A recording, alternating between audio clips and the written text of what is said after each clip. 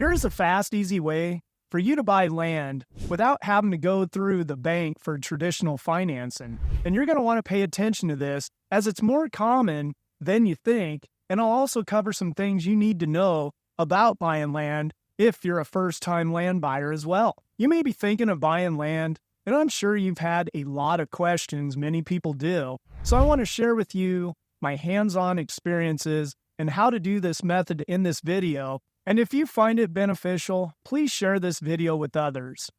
Now, one of the big major hurdles with land is the financing. And unlike traditional home loans, land loans are seen much more riskier by banks. Lenders usually want large down payments such as 20, even 50% down. The interest rates are higher than traditional rates as well. They can be 5 to 7 percentage points higher than any traditional home loan interest rate, since you're basically just buying dirt. Now, here's the easy way to get financing on land if you're not paying cash. Now, owners are very aware of the obstacles with financing on land, and they'll do what is called an owner carry finance. So what is owner carry financing? The owner of that land acts as the bank. They usually have the equity or they just own the land outright to be able to do this. The terms may not be as favorable at times, but the owner carry usually is much less cumbersome to deal with, unlike traditional banks. The owner may not, and they usually don't, require an application or a credit check, the overall feel of the deal, and make their decision. And as far as a down payment, I've had owners do as little as 10%, all the way up to 40 to 50% down. It just depends on the deal. And as far as the terms, they can be on a 15, 20, 25-year amortization with a balloon payment due at, say, 3, 5, 7, even 10 years into the deal. In traditional banks, they have much shorter terms as they want that financing paid off quickly. And I have seen terms as short as 12 months and maybe up to 5 years if you're lucky. Title companies handle these all the time, at least where I'm located. And so basically you'll be added to the title and the owner's lien is filed for the amount, just like a traditional bank loan would be. Now, I must warn you, if you're using a real estate agent to help you, a lot of these buyer agents, they never seem to grasp exactly what owner financing is, and they really don't understand it. And they are also worried about getting paid on the deal because they feel it's a private transaction. But most land sellers will pay a commission just like a normal deal if there's a buyer agent helping you. Just know, owner financing, it doesn't need to be overthought. It is handled just like a normal traditional deal without you having to jump through a bunch of hoops with a traditional bank. Now, along with financing the land, there are so many other things you need to consider when purchasing that land. One critical thing is getting a survey done. Yes, a survey will clearly show where the property lines connect. You'll want a clear understanding of this so there are no issues after the fact with neighbors that they may have encroached onto your property. The survey will also show you the right-of-ways and also if there are any easements on the land itself. Now keep in mind, easements are very common and especially up in the mountain areas, so you'll want to pay great attention to any easements that show up. An easement, if you don't know, is a right to cross or use someone else's land for a specific purpose. A common easement are utility easements where utility companies have the right to access any utilities located on that property. Another thing you really must consider, and this will go along with the easements, is that land landlocked? This part gets overlooked by inexperienced buyers, and this could cost you big time if you buy a piece of property that is landlocked. What does it mean to be landlocked? That means that you have absolutely no legal access to any public roads.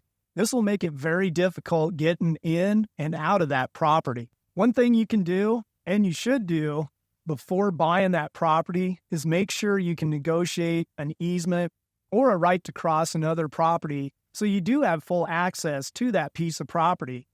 Keep in mind, the neighboring property may ask for a substantial amount of money to do this as, hey, let's face it, they know you have no other options. They may even totally deny it.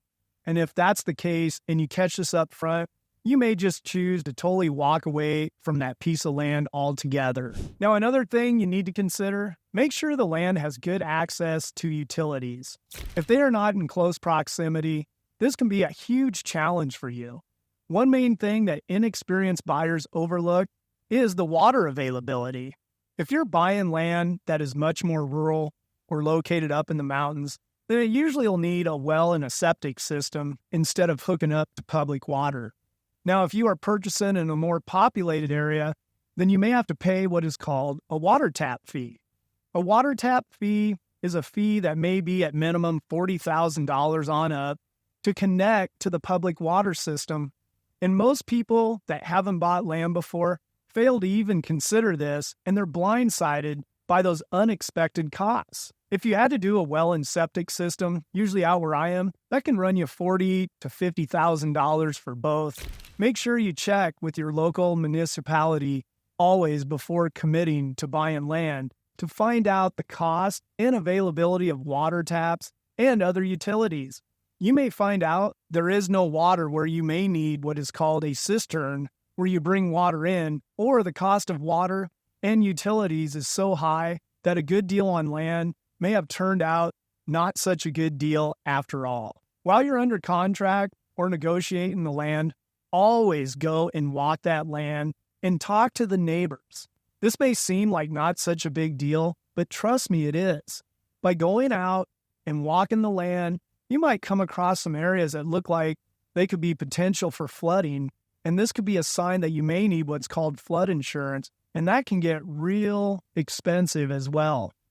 And also by going out and walking it different hours of the day as well, you may find that traffic is an issue. Certain times of day you may feel like you're on a speedway because of all the traffic, and that noise may be just too much for you.